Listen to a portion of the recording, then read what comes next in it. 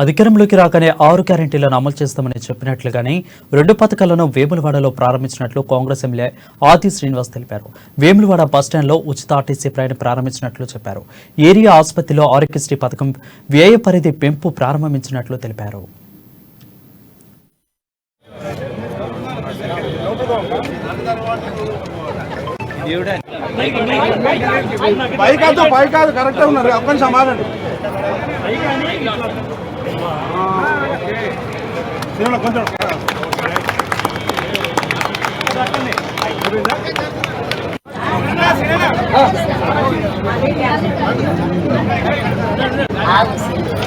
కాంగ్రెస్ ప్రభుత్వం బాగానే 6 గ్యారెంటీల్లో 2 గ్యారెంటీలను ప్రారంభించడం జరిగింది.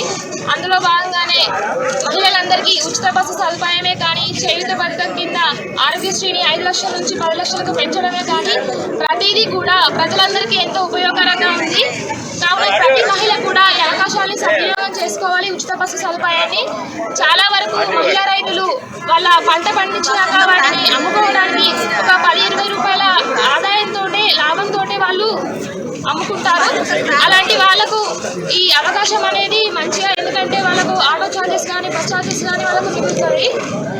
ఇలాంటి అవకాశాన్ని మనకు అందించినటువంటి మన ముఖ్యమంత్రి రేవంత్ రెడ్డి గారు, దానికి సహకరించినటువంటి మన ఎమ్మెల్యే ఆది శ్రీనివాస్ గారికి మన వేములవాడ పట్టణ మరియు నియోజకవర్గ ప్రజలందరి తరఫున కృతజ్ఞతలు తెలుపుతున్నాను.